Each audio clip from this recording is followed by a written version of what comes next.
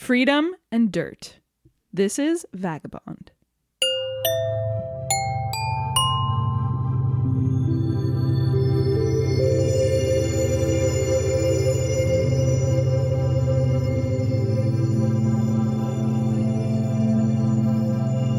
Hi guys, welcome back to Seen and Heard. I'm Jackie. I'm Greg. This is a special episode. It's part of our Personal Prints series. So in this series, Greg and I talk about movies that mean so much to us that they're just part of our DNA. We're obsessed with them. We believe a lot of them should be on the list and they're not on the list. And if we could, we would have film prints of them. Yes. That's how much we love them. Yes. This week, I'm talking about Agnès Varda's Vagabond because it's so special. It means so much to me. And honestly, if it doesn't make the cut for the 2022 list to be in the top 100, I'll be very surprised. For sure, there's going to be a Varda movie on there. You think? I think it should be this one. Let's get into it. Let's do it.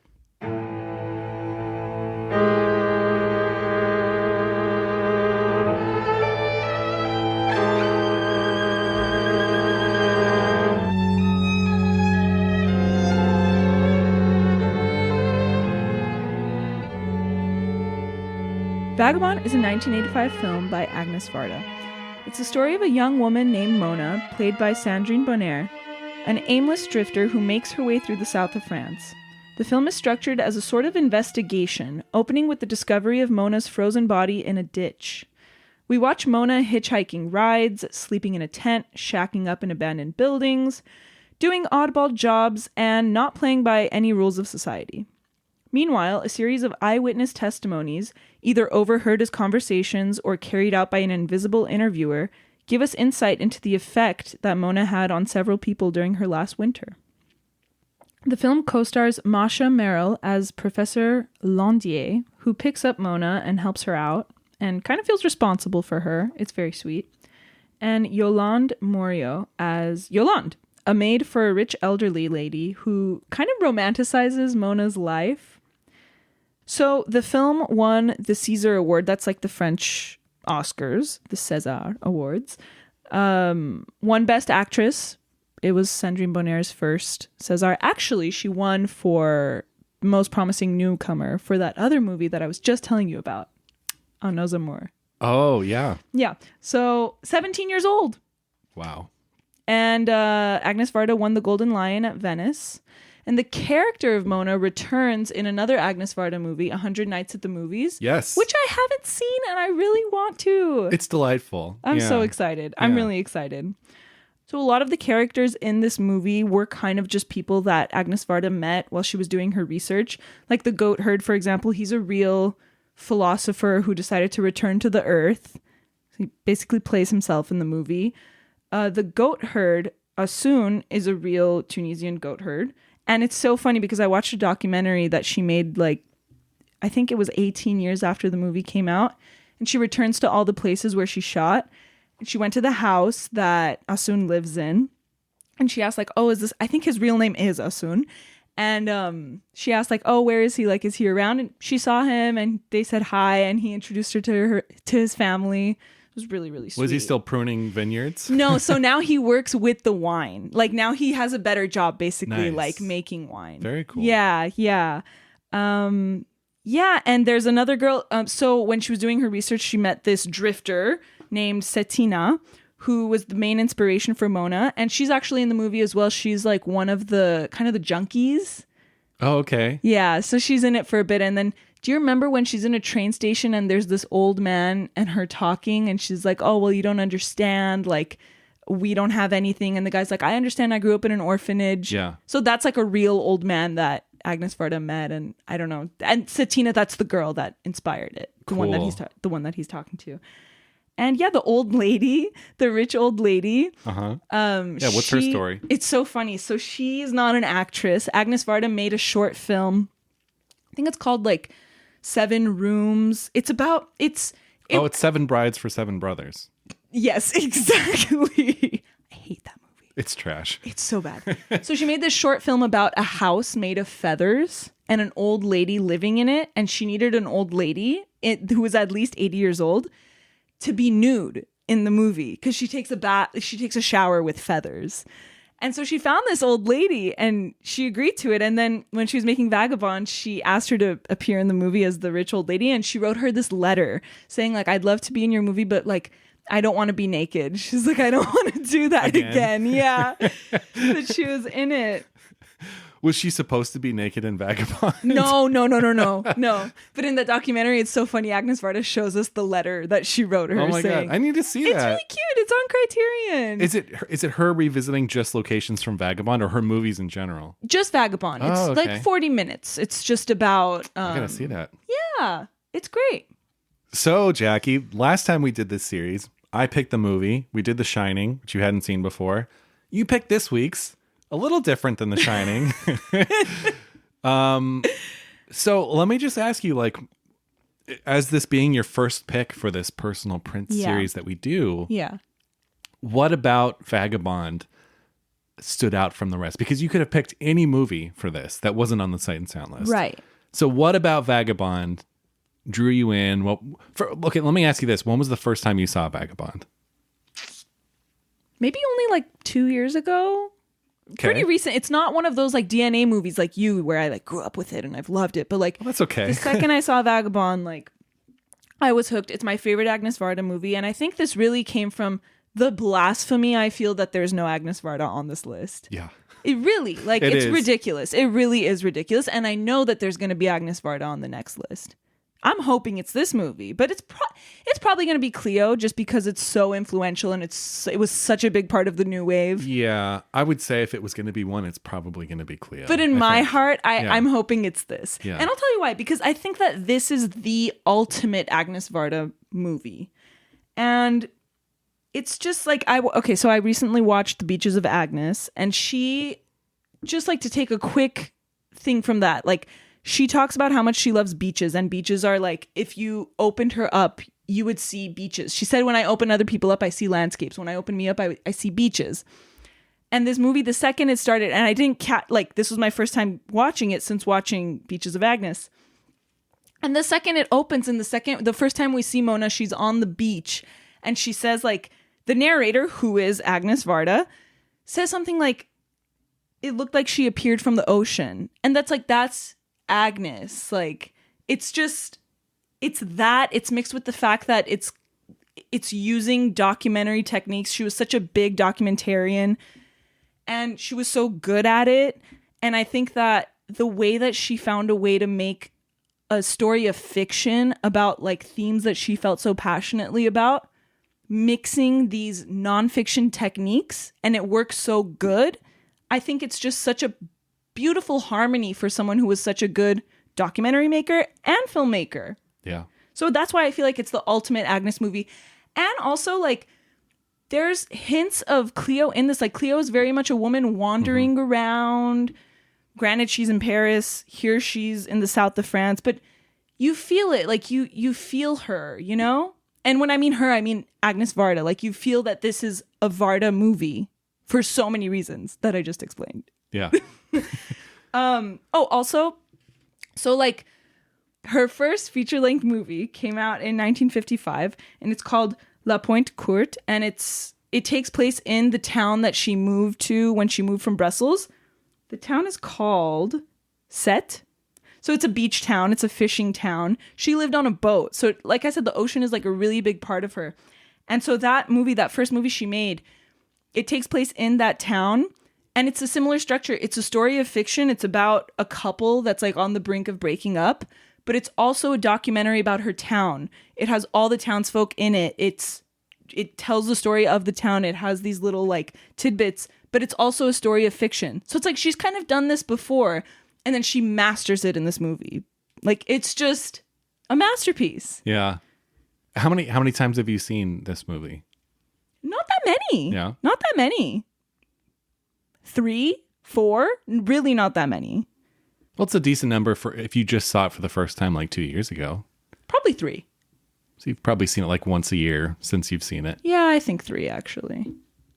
So for you, this is the summation of Agnès Varda's career. It's sort of it's her bringing together. I completely agree with you. Even though I haven't seen that many of her movies, but I do agree that it feels like there's a piece from this, a piece from that. Yeah. And it all comes together. Listen, she loved people. Like what she did was she just wanted to talk to people and investigate people and open up their minds.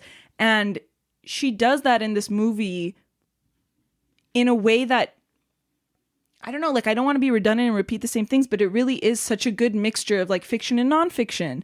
And yeah, and I feel just like a part of it is kind of the fact that the nature of this movie is we don't know Mona and we don't learn that much about her. I feel like it's kind of this statement she's making about like no matter how many documentaries she makes and how much she tries to like explore people and open them up, it's kind of like it's about like kind of the futileness of this endeavor she has, you know? Mm-hmm. I don't know. I think it's some people complain about, and I saw this in the Letterboxd review, some people complain about her not having a backstory. And I think it's the point. I think, of course, that's the point. And I think that if you show like an intensely focused character study like this, you don't need backstory because you get what you need in what she does right on screen. And it all makes sense. Like never was there a point where I was like, oh, where did she come from initially? It's like, you don't need it. You're getting it. No. And also I think that's the whole point of the movie. It's this statement about loneliness. It's like, if you don't have anyone who knows you that well, how are we supposed to see that, you know? Like, how are we supposed to know who you really are if everything we're hearing is just people who are meeting you in passing? And I think that's the movie. It's about like loneliness. Yeah. Ugh, I love it.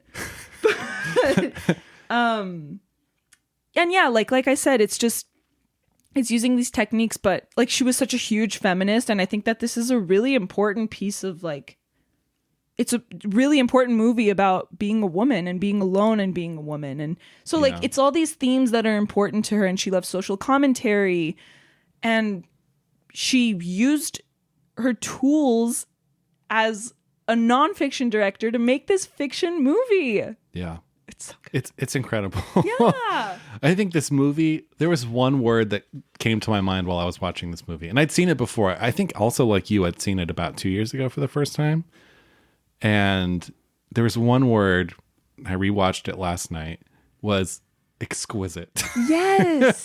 Because it's an hour 40, hour 45, hour something 45. like that. Which again, it's not super short, but it's also not long. Right. And what she's able to do in that time is like pretty incredible. The amount of people that she meets along the way. So and location, many. she goes from location to location, and it feels like at the end of it, you've seen this like epic, but it's been an hour and 45 minutes. And I think that's like,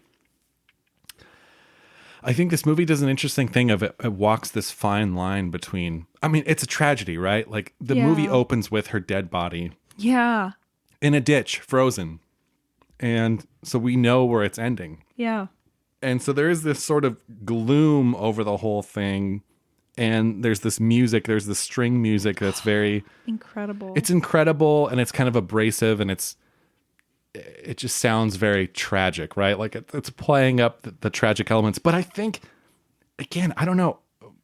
I was talking about, I had a film club recently where we were talking about the movie The Ascent, the Larissa Shepiko movie, which is by all means like a downer. It's a World War II story, and it does not have a happy ending.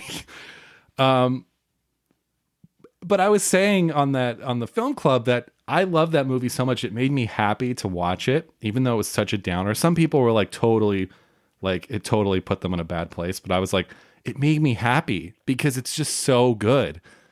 And I feel like it's the same case with Vagabond of like, whenever I watch a movie, right? Like you're rooting for the movie as it's playing, and you're like, no, especially if it starts off really strong like Vagabond does. You're like, no, keep going, you got this. And so the whole time that I was watching Vagabond, I was just like happy. I know, it's weird, right? Because she's just pulling it all off. She makes it look effortless. Yeah. She makes it look effortless. And I think the fact that she made this movie in 85, like she'd had 25 years of experience, 25 years experience at that point. And I do completely agree with what you said of this feels like a summation, and it feels like her mastering everything. I think so too. She even said it in the documentary. She's like, before this movie, God, what did she say? I wish I wrote it down. I can't remember exactly what she said, but she said something about how this felt like she knew exactly what she wanted to do with her movies, like how she wanted to make people feel with her movies. Like she felt like this movie was a very good example of her filmography. I love that. Yeah. Because this movie is so nuanced, and because so many other filmmakers could have played more into the tragedy. And I think because what you're talking about with like the documentary elements, people talking directly to the camera, especially the woman who's the Yolande. maid. Yeah. Who's She's great. so great. And because it has these light touches, of course, it's perfect. Yeah. Because it never gets too, it's a dark story, but it never goes off the rails. And I think she walks this really fine line of like, it's just the right amount. It's really perfect. When she does have her like really big downfall, can I just say the boots? Once her boot flaps are down and she has those pathetic boots, but like that's more effective to me, seeing those pathetic boots, than like seeing her, I don't know, cry or like be really hungry and like, well, she is hungry throughout, but we don't see her like, it's never to the point. It's never, what am I looking for? It's never trauma porn, ever. It's like, oh, look at these horrible boots. Look at her all like kind of cracked out in a train station. Like, that's not trauma porny to me. Yeah. You know? Yeah. It's more like kind of presenting it as it is. Yeah. We're never led to feel too sorry for her because she's living her life the way that she wants. At least that's how I felt in the movie. Yeah, exactly. And it's so funny, I'm coming back to this documentary so much, but the lady who played the professor in the documentary said like, oh, you know, like me as a person, like I would judge someone like that, but like as my character, like I pick her up, like I would never pick someone like that up. She's like, I would judge them, you know? And then I think she asked Agnès, she's like, because Agnès was there talking to her, she's like, oh, was like that your intention? Which sounds so weird. Like, how would you not know? And Agnès is like, no, like I don't really judge anyone. Yeah, and it comes like, throw. Yeah. Anyway. I don't think we're supposed to look calling her Agnès as if she's my your grandma. BFF. Oh, I wish. Yeah.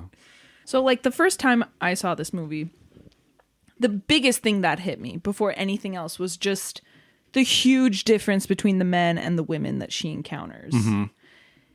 And yeah, I mean, Agnès Varda, she wanted to do, originally she was thinking about having like a few guy characters and a girl, like, and it would be kind of this group. But then she went on the road and she did her research and she's found it just so much more impressive that girls were doing this alone. Like she saw girls camping in snow alone. And like that woman that she met who's in the movie. So she decided to make it about one woman and her journey. And yeah, I mean, it's really upsetting. Like the men in this movie, a lot of them are just trash.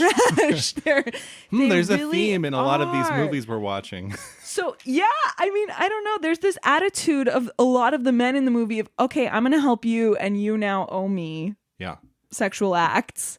It's most blatant with the truck driver. Oh, that truck driver. Yeah, I have a bunk in the back. Yeah. And she goes, I've heard that one before. Like, I guess you don't give free rides. That's what she says. And then he's like, get out.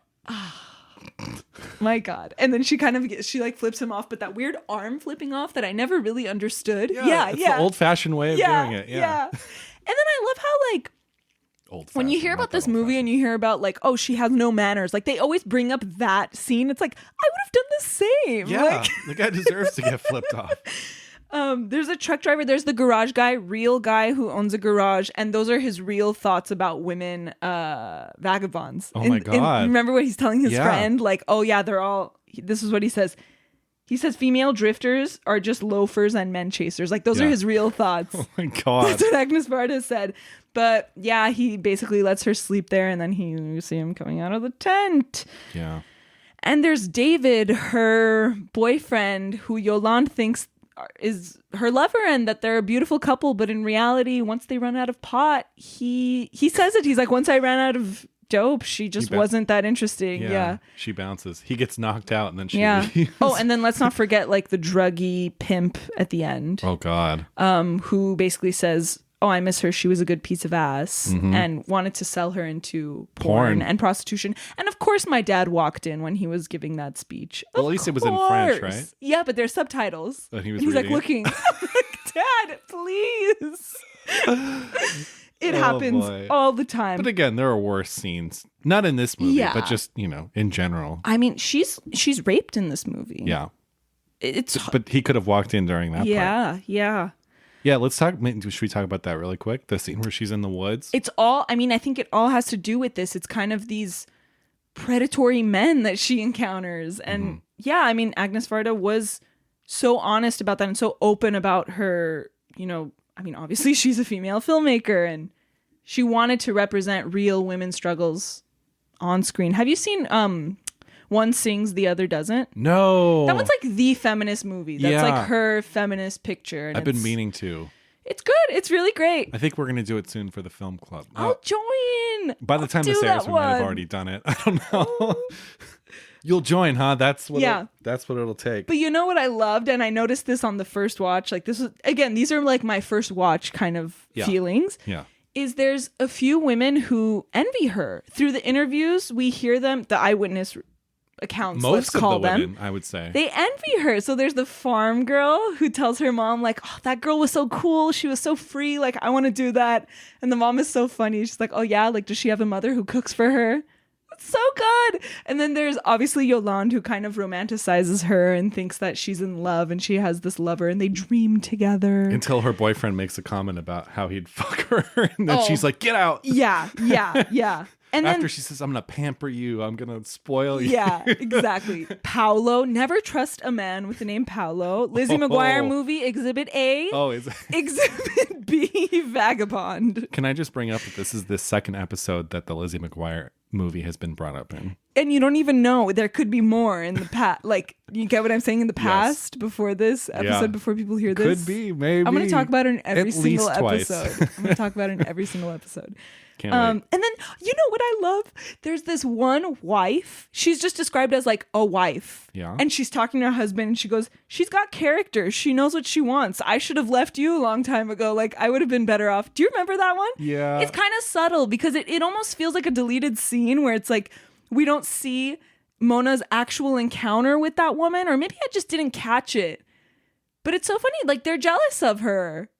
They are. They want her life, kind of. Yeah. They do. And it's fascinating. I don't think there's a single woman in this. Well, besides the wife of the farmer, maybe. Oh, yeah. That doesn't envy her. Right. So there's the men, there's the women, and then there's the people that care for her. Yeah. And there's the paternal figures. There's that beautiful moment. It's a very quiet moment where she goes and gets soup from a nun. Like she's eating the soup and then she takes it inside. And it's just so quiet. And she's actually being really polite. See, that's what I'm saying. And we'll talk about this later. Like, I don't think that she's this like misanthrope who's like doesn't like people. No, because the whole movie is the series of relationships that she forms with these people on her journey. Right. And so she clearly makes these connections with people. Right. I think she's someone that can't maintain, like she's someone who gets annoyed quickly with other people, especially when people are demanding things from her. Like the farmer's like, you're so lazy. We gave you this crop to plant, you know, potatoes on and stuff, but you're here, you're just doing nothing. You're in your trailer all day. Yeah. And so she likes people up to a certain point. Exactly. And when they start trying to take control of her life or tell her what to do, then she's like out. Yeah. So there's the nun that helps her. There's the goat herd that like tries to give her a purpose and tries to give her land. That guy's like the French John Lennon also. He's so cool. Honestly, he's really cool. There's Asun, the Tunisian he's like he works in the vineyards and he basically offers her his home and says until he doesn't. Yeah, that's kind of true. a dick. That's true. And then there's the professor who I love so much. Yeah. She's so great. Let's talk quickly, since you brought up the professor, about the scene with her in the bathroom. Which electrocuted? Yeah, kind of crazy. Shocking. Kind of crazy. No, yeah, it is. The first time I saw it, I was like, oh my God, what's happening? Like, it was weird. Yeah, she literally hears her in the other room. She's in the bathroom and she hears some like clinking. No, it's the student who's the nephew. It's the student. Oh, right, the nephew of the old lady. Right. And he goes in there and she's holding on to two light fixtures above her vanity. How did she do that? Why did she I don't know. But yeah, she's being electrocuted. Yeah. It's shocking. It is. It's almost like an interesting choice that was put in the movie. Yeah. Because it doesn't involve our protagonist. But it makes her remember her life, and what she sees is Mona. Yes. Like Mona flashes Yes. before her eyes. And it just shows you that this movie is about the effect that Mona has on other people more than the effect that people have on Mona. Exactly. Yeah. What an interesting way to do that. Right? Like, okay, how can we have this character have this like epiphany about her? Like, oh, let's electrocute. Let's electrocute her. And she's always bathing because she's kind of the opposite of Mona. She's very clean. She's in the bath when she first talks about her. Yeah. Like casually, like tits out, just talking on the phone. That's the great thing about these French movies. I know. Or European movies It's not in a general. big deal. It's not a big deal. And it adds authenticity to see someone half naked in a bathtub. Totally. Also, how interesting that she ties back in the nephew. Or not the nephew, but the guy that's the aide to the professor later, because he ends up being the nephew of the old woman. So this is really, and I like read about this. It's kind of a network movie where it's like a bunch of people connected to like, you know, kind of like an anthology, a little bit, not an anthology, but more like a network movie, right? Where it's like a bunch of different characters and they're loosely, not like Network the movie. I mean a network of characters. Oh, okay. Like, is that a thing? That's what I read about. Huh. Interesting. No, I just didn't, I wasn't aware. So it's like she is the object that's connecting all of these characters in this world. She acts as this like... She's the hub of the wheel. She's this thing that's being passed around. Yeah. Yeah. Huh. Yeah. No, I like that they are connected. Yeah. It makes it more interesting, I think. Totally. Because then we start to care about them too. Like we care about that guy. The guy that ends up being the nephew of the old woman. Like he has that great moment in the phone booth where he's just like, you know, she scares me because she revolts me. Yeah. And I connect with her because I also feel lost. Like, is that going to turn into me? Like, he's on the phone as she's like outside vomiting. the phone, but she's vomiting. God, I love her. Can I just say? Yes. Sandrine Bonnaire is one of like, I don't know, this performance just... Yeah, let's talk about... I mean, it's... You know, people say brave all the time. Like, this is a brave performance. But, like, this is brave. So brave. 17 and a half years old when she made this movie. Yeah. Didn't wash her hair for 2 months. Yeah. And then you hear her talking about it in that documentary. Agnès Varda has a documentary. Wait, did I already talk about this? You did. God damn it. In that documentary, Sandrine Bonnaire, who's like, it's 20 years later, basically, she's just saying, like, yeah, like basically I just showed up and I just like, I didn't really know that much about acting. And she's like, I just did like whatever she said. And then Agnès Varda's like talking over it and she's like, no, she didn't. Like she did an incredible job and she had so many emotions. And it was so sweet. It was like literally, it was an interview. She was interviewing her, but then Agnès Varda was talking over it later when she was editing the documentary together. Oh, I love that. It's so cute. I need to see that. You gotta watch it. It's really cute. But yeah, and then she talks about how like the last scene where she's dying, she literally was actually freezing. Like I think she was soaked in that nasty wine grossness. You could see the steam coming out of her and mouth. She said like, it was so embarrassing. I tripped over that pole.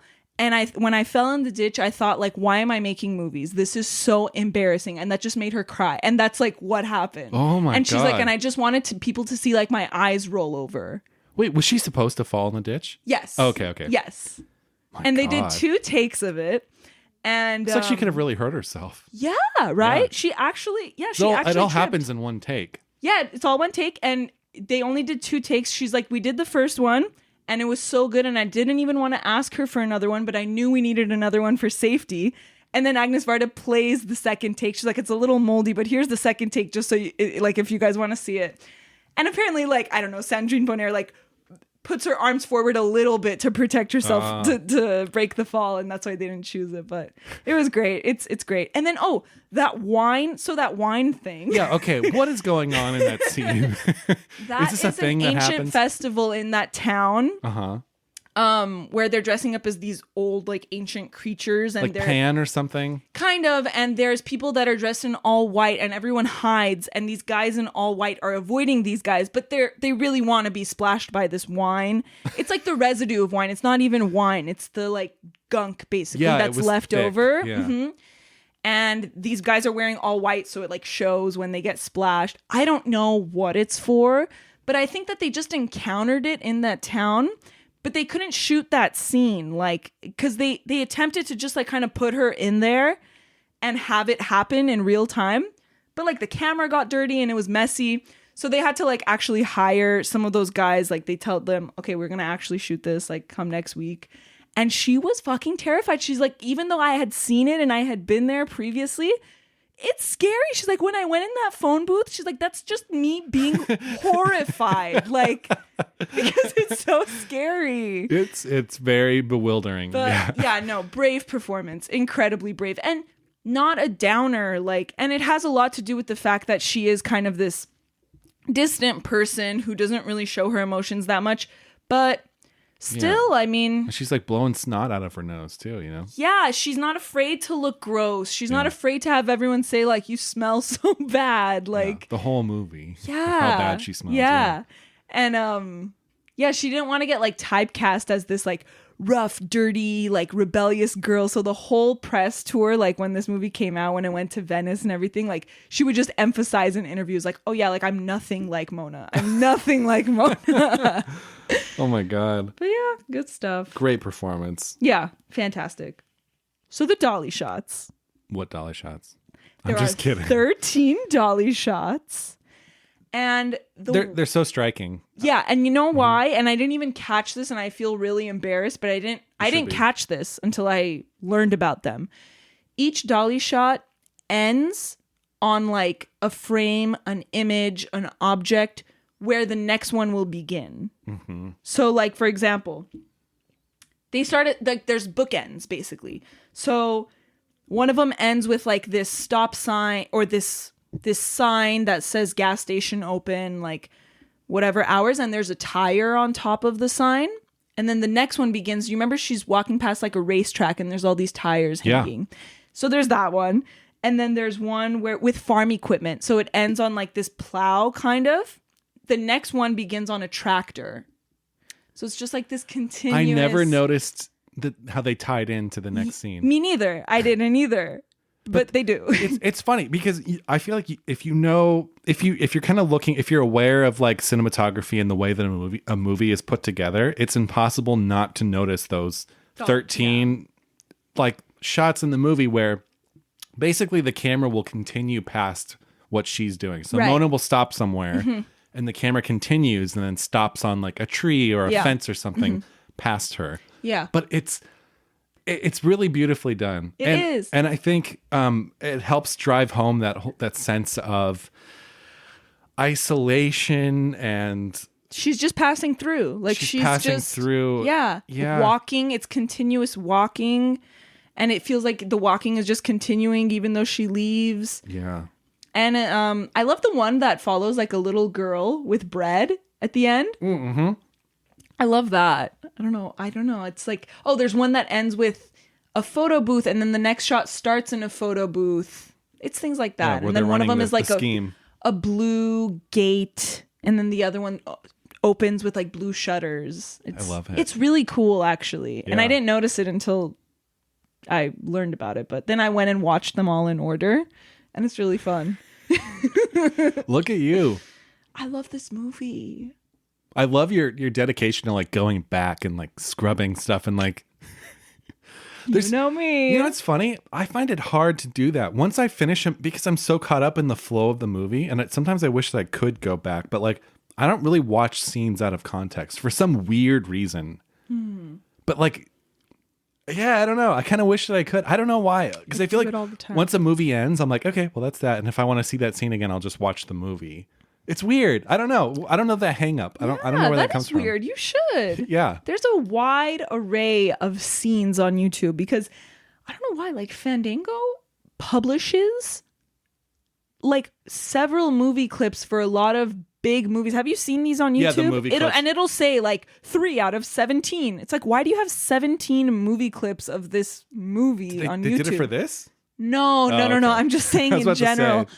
With this, if you want to know how I got this, so this is another. Criterion has all these extras that will be found, I'm sure, are on the disc. I don't have the disc, but on Criterion channel, yeah, that's unacceptable. I know. Next sale. You gotta fix that. On the Criterion channel, there's all the extras. Like that's basically where I watched all this stuff. The documentary. It's cool they do that. This and yeah, so there's one with Joanna Brusdowicz, who is the Polish composer, who is the composer of this movie. And Agnès Varda said, like, I want a female composer because it's about a woman walking alone in the world. And I only want music on these dolly shots. So they really like composed it together. And yeah, it's so at the end of that clip, at the end of that extra, it says like, oh, here are all the dolly shots. And you just watch it like that. Oh, cool. Yeah. Okay. Yeah, okay. Yeah. Yeah, there's a great Criterion, as you know, there's a great Criterion box set of Agnès Varda's movies. And I think it basically has everything she ever did.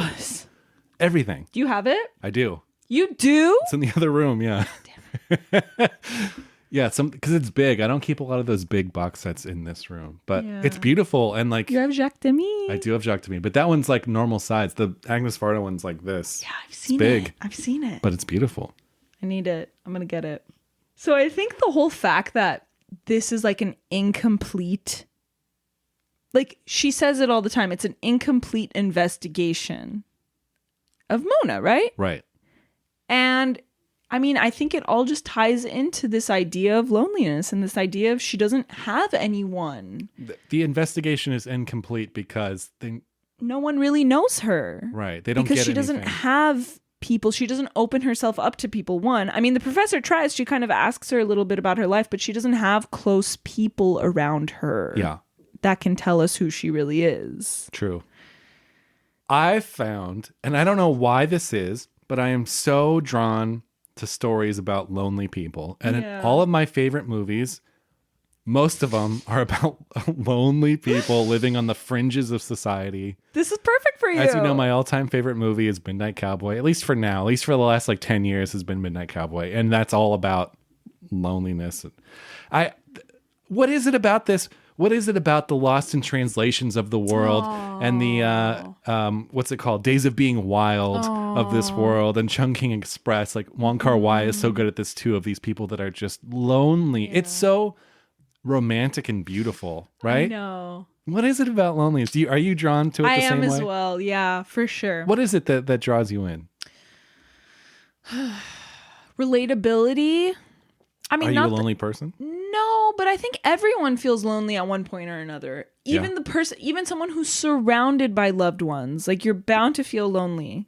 Especially in a city like LA. I think it's just a human condition. Like, really, it is the human condition, perhaps. And it's ironic. Yeah.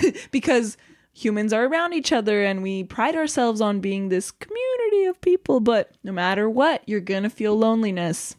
Do you like feeling lonely? No. Never? Do you? Yeah, sometimes. I like going places alone. Like I told you, I want to go to Disneyland alone. Yeah, but would you ever like go on a trip alone or something? I would. Yeah, you should. I would. But do you feel lonely when you do that?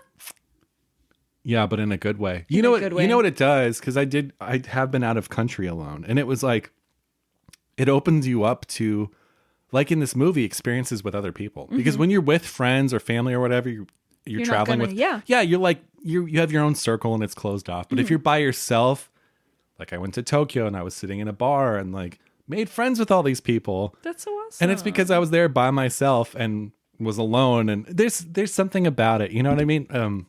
Yeah, I don't know. I do totally. I like being alone sometimes. I like feeling lonely until you don't. And then you're like, okay, I'm ready to be around people again. Yeah. But. Yeah.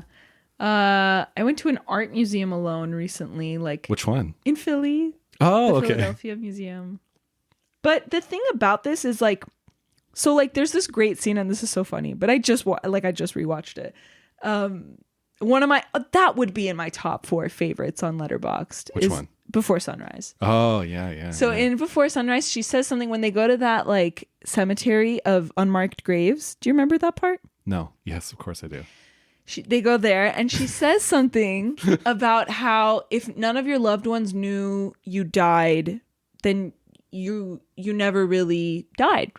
Really, she says something about like along those lines. And I started thinking about that in this movie because when she dies, there's no one to claim her body. No one knows. And the interviewer, the invisible interviewer, mentions that she's not telling the people she talks to that Mona has died. Mm-hmm. So I started thinking about that. And it's like, it's not that she was never really here. you know, in this movie, because look at all the people that she affected.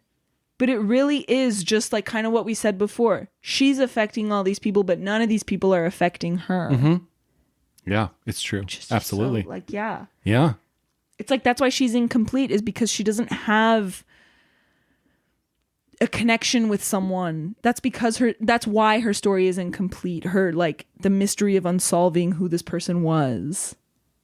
I love it. It's so good. And that, I mean, but she's not a misanthrope. That's what I'm saying. No, not at all.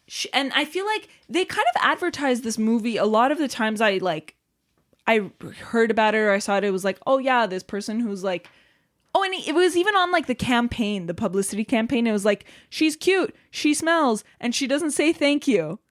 Have you seen that? No. It's so funny. Yeah, they really tried to like drive that home of like, she really doesn't have manners, and she's, I don't know how I feel about that. Okay, this is jumping a little bit. Wow. Do you remember at the end when she's in that radish house? She says something. She says, if Mama Louise saw me in my radish house. Who's Mama Louise? I love that it's a mystery. I love that it's unsolved. I love that we don't know who she is. But we get the point. Yeah, Mama Louise, who's it going to be? Yeah. It's going to be her mom or her grandma. Her Nona. Yeah. You know, I was just thinking, going back, I'm still stuck on the loneliness thing. Yeah, I mean, we're still talking about loneliness. Of the movies on the list deal with loneliness. Vertigo, Citizen Kane, Tokyo Story, The Godfather. I don't know if Vertigo is. Oh, come on. He's lonely as fuck. No, he's not. He has Midge. Yeah, but he doesn't like Midge that much. Well, that's his own fault. Because he's an idiot. But no, they're all they are lonely. Tokyo Story. Ali, Fear Eats the Soul. Ali, oh my God. They're all stories of loneliness. Yeah, you're right. Sunrise. Yeah, Sunrise. No, Sunrise. Yeah, maybe not that one so much. Not Sunrise. Sunrise is about Mulholland Drive. No. Yes. I don't think Mulholland Drive is about loneliness. In the Mood for Love? Yes. Yeah, of course.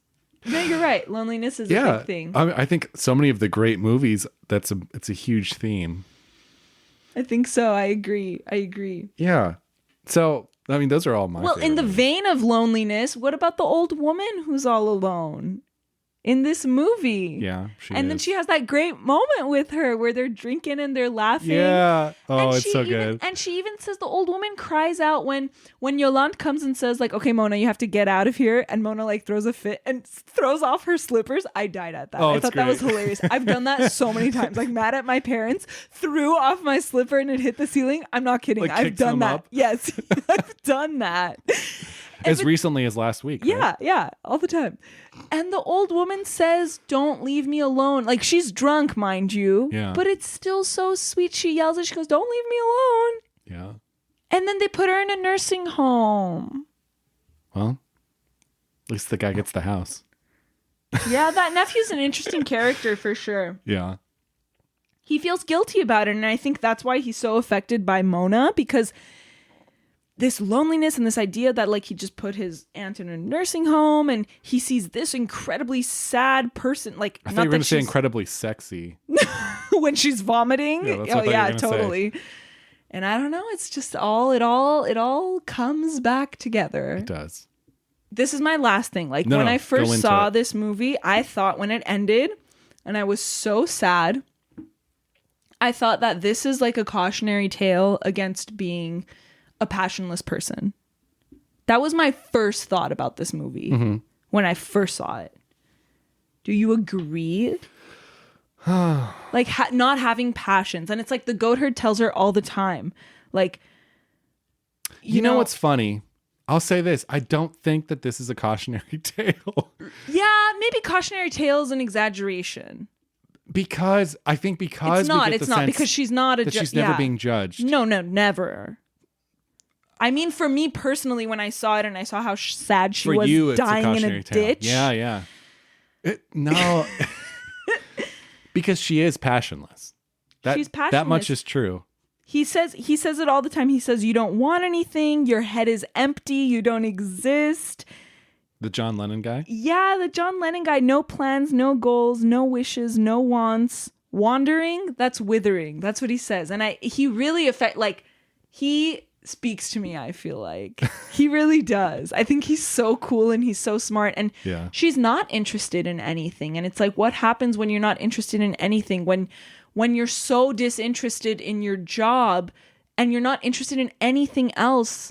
You cease to exist. Yeah, like, and even it's so funny, like, the professor is so passionate about trees and this is her whole career. And she's so, she's just so well read about it. And she says something, Mona says, she's talking about the dying trees, the professor, and how there's a parasite. And Mona says something like... It's a fungus, actually. Oh, I'm sorry.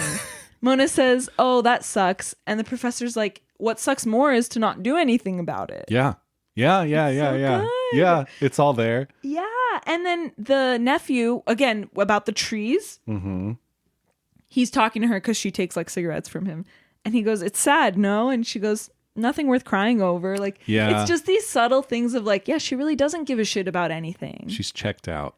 Let's talk about like Asun, the Tunisian immigrant, because I think that she would have stayed with him.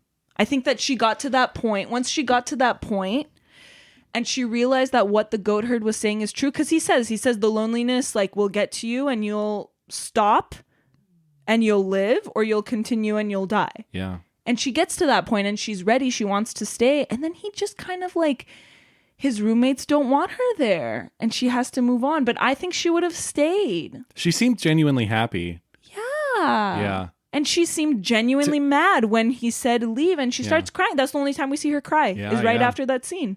Because you see her, I think the happiest she is in the movie is when she's going to work with us soon. Mm-hmm. And he's teaching her how to prune the vineyards and stuff. And she feels like she's putting in this like hard day's work, and they kind of have a little, it's almost a little friendship, little slightly romantic thing going on there. This little odd couple, but I would say too. Yeah, that is true. I didn't even think about how that's the only time we see her cry in the movie. Yeah.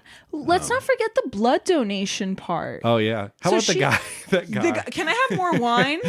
Like, what kind of French blood donation is going on? Yeah. Do you get a full meal with wine if you donate blood? Maybe. So what do you get here? You get like a couple bucks? Nothing. Do you even get anything? Yeah, you get paid, I think. Oh.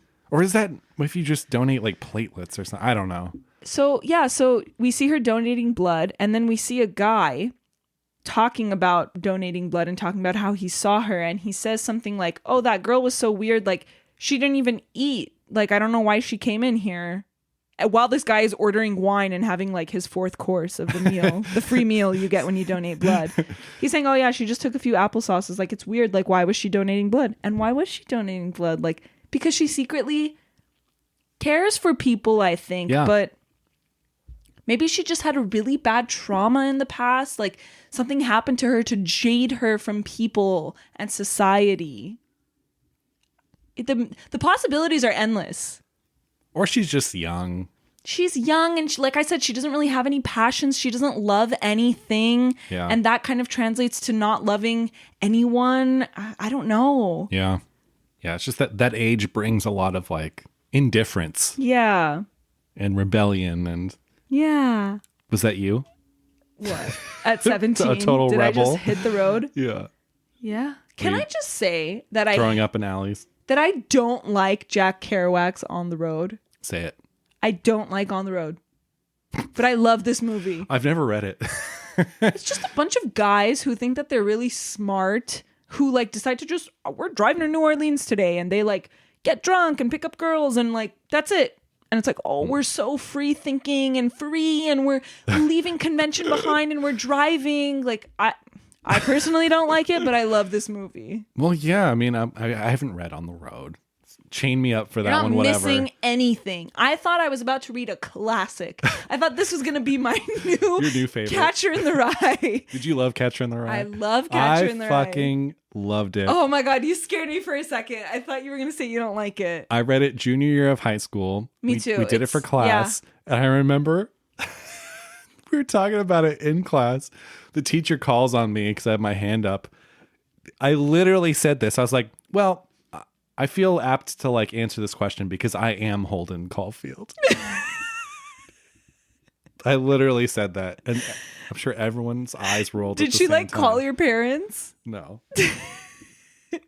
That's so cute. I literally said that. My old email address was holdenthecatcher88@gmail.com. In fact, I think that's still live. That is so That's where all my spam cute. email goes. But yeah, that was like, I love it. A big one. I love that. I love it too. It's like it is one of my favorite books. Again, that lonely, wandering, sort of nocturnal. That works. Oh, yes. This isn't so nocturnal, but yeah. It's very related. It is. Yeah. That's why. Yeah. Have you seen 5 Easy Pieces? No. Oh.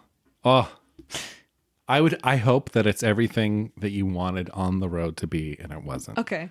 And it's a young Jack Nicholson. Yay. The basic gist is he works in like the Bakersfield oil fields, and he's like this very, very blue collar guy, like dating this waitress, and he like lives in a trailer. But he's secretly from this like rich family that lives in Washington, and he's just chosen to like drop out and be this like super blue collar guy, but he secretly hates all of his like blue collar friends because he's this like classically trained pianist. Oh my God. Anyway, I won't say anything more, but it's one of my all-time favorite movies. It's so fucking good. So it's Jack Nicholson just kind of like wandering and like, oh, it's so good. It's so fucking good. Oh my God. You got to see it like now. Okay. Right now. It's so good. You cannot waste another minute. You have to see 5 Easy Pieces. Pressing play right now. All right, let's do it. Commentary. Favorite sight? My favorite sight. First of all, this movie's beautiful. It's so beautiful. This movie's beautiful, and it's shot in this really poetic, stark way. Like every shot is beautiful.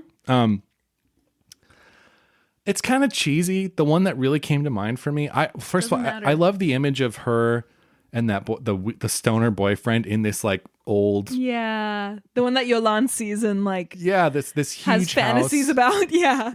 I love that. But if I was to pick like a single image, it would be there's a shot of Mona and the professor, and it's their hands. That is and her fingernails are all dirty. Yes! Wait, was that yours too? That's my tied for second. Oh, okay. Well, what's yours? What's your first? Okay, what's tied with that? Mine has gotta be the last eyewitness account we get is no talking. It's just Asun's face holding the scarf, kissing the scarf, and looking at us. Like that makes me oh, it's so good. Like, yeah. How do you end? All this time we've heard people talk, right? These witnesses have been talking, and it just ends with just his face, and it's just beautiful. Oh my God. It's gorgeous. Can I also say that there's a really cool cinematic trick that I didn't catch until I think I was watching the documentary, and it's the shot where the druggie is giving his the pimp is giving his testimonial, and it seems like he's talking to an interviewer, but he's not. He's actually just talking to his friend whose reflection is in the glass of the phone booth. Like, what? How cool. So cool. That was my favorite sight, though. It's got to be that. Like, it was a no-brainer for me. It was like, the whole time I was like, oh my God, what am I going to pick? It's going to be so hard. And then when I saw it, I was like, oh yeah, obviously. Yeah, that's great. I love that. Yeah. What was your favorite sound? My favorite sound has got to be her and the old lady just oh my God, laughing. That was because the old woman has a great laugh. C'est bon, c'est bon.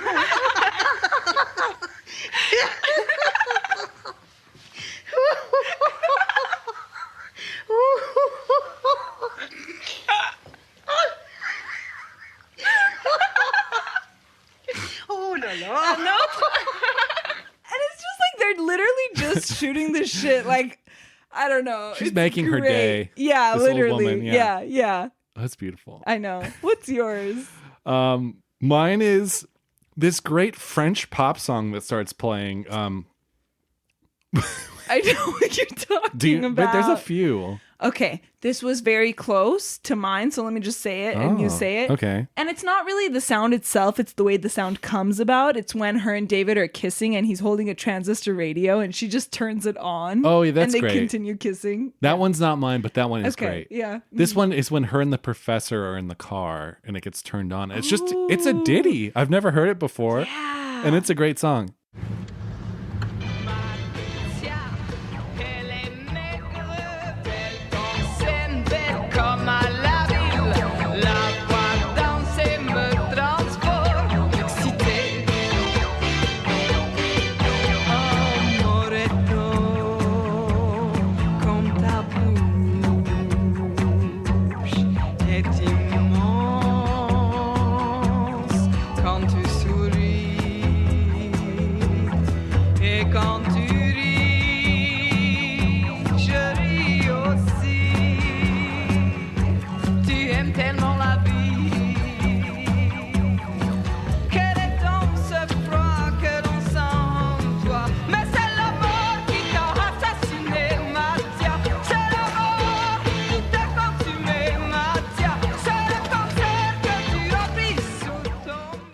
I just love that song. I love the song, yeah. But when she brings in the pastries, I'm reminded. Oh, yeah. No, great song. Honestly, I dig it. Send it to me. I'll send it to you. We just Shazammed it. Okay, please tell me Pauline likes this movie. So this is a segment we do called Pauline Says, where we read snippets of Pauline Kael's review of the film. Oh no, she didn't like it. No. You don't know. Well, okay, so she goes on she first praises the performance of Bonnaire. She says, Bonnaire, with her wide forehead and intelligent yet unwielding manner, plays the role immaculately, giving you nothing in her forte, and she has the strength and beauty to sustain your interest for a considerable stretch. I'm sorry, time out. Wide forehead? What does that have to do with I don't know. Honestly, sometimes Pauline would get hung up on physical attributes, I think. That's so funny. Continue. She goes on to say she doesn't work like a trained actress. She works like a great camera subject. And Varda, a photographer turned movie maker, renders her impenetrably as fully as a Cartier-Bresson might. I can believe in the truth of what Varda shows us, and there's integrity in every frame of the film. Varda has a silly side that comes out in some of the work, such as in One Sing, the Other Doesn't, which we mentioned earlier. But she's also a full-fledged visual movie maker. The purity and boldness of her approach here may call Robert Bresson to mind. And it's perfectly evident why this film won the Golden Lion at the 1985 Venice Film Festival. Vagabond is the work of a visual artist. But what Varda shows us isn't enough. The disadvantage of her neo-documentary approach is that we gain no insight into the girl than we would have if we had actually been witnesses who encountered her. We see her strictly from the outside, the way the camera sees her. Varda, Jackie's face is crushed right now. Varda, let me see. We don't get what a great novelist or playwright or screenwriter can give us. An imaginative grasp of what has closed the young girl off. In its own stubborn way, the movie, which is dedicated to Nathalie Sarraute, is admirable. But when you leave the theater, you're more likely to think of the social problem of the homeless than of Mona, because she never comes alive for us. I mean, that was kind of one of her goals, though. Like, she even said it in the documentary, like, no one was talking about homeless people in 1984, and she wanted people to talk about them and think about them. But I guess what Pauline is saying is like, oh, because she doesn't make her an actual person. Like, I think she is. Exactly. What do you want? The last line is, if the outside of a life isn't used to reveal the inside, a movie turns to stone. No. So she acknowledges that the movie has a lot going for it and that Varda's a great visual artist and stuff, but she thinks that she's not a great dramatist and character builder and sustainer. And look, I don't agree with this one at all. I think Again, it's more of a lukewarm review, even though her last line did say a movie turns to stone.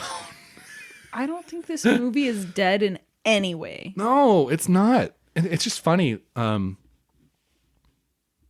It's funny. I think maybe Pauline... It's funny to me that she would want something bigger than what Agnès Varda gives us here. Like, what did she want? She wanted to, like, know Mona's life. She wanted to know, like, why she's doing this. Here's the thing. She's hugely sympathetic character. Like, definitely. And she doesn't do anything to gain our sympathy. Like, she doesn't do anything particularly heroic. Yeah. Like, no. We're literally just watching her and empathizing with her. And I think that's, this is going to sound really, like, dramatic, but I think that cinema in its most, like, holy form is just this, like, the way that it makes us empathize with people. Yeah. And I think that this does this so beautifully. When I see her in that ditch, I'm just like, oh my God. When that blanket soaked in wine, that final attack, she's attacked by these wine monsters. And it's literally the last what they are. Straw. And she's soaked and she's covered and she falls. It's like, that is what I think is the most powerful thing about the movies, is just this, the way that it makes us feel for people. And this does this so beautifully without even making her do anything to gain that in particular. Like, I don't know. I like that it's subtle. I do too. Again, it's the perfect amount. Like, if it was much bigger than this, and if you got much more, I think it could be sappy, right? It could kind of like, you get just enough. Pauline's off on this one. I feel like we end up saying that more often than not. God, we do. And yet I love her. Yeah, she's such a good writer. Like, I don't know. She's still the greatest film critic. I think so too. Yes, which is why we're going to continue to do this segment. Watch, we've already cut it in the past. Like, whenever this comes out, we've already No, we're not cutting it. It's great. I love it. Should we do Letterboxd? Yeah. In which we have to read bad reviews of this great film. It was actually very hard to find bad reviews. Okay, 1 star. What the fuck is this? Someone commented on it and said, "Who the fuck are you?" That was me. I'm kidding. It was not me. Okay, 1.5 stars. Yes, I was a film major / cinema studies minor. Yes, I'm still allowed to say this film was meandering, pointless, self-indulgent drivel. There's an interesting concept here somewhere in regards to the impressions we leave on those we meet throughout our lives and the varying versions of ourselves that exist in the minds of others as a result. But to sit here and say that I felt like the film actually explored that concept interestingly would be a bold-faced lie.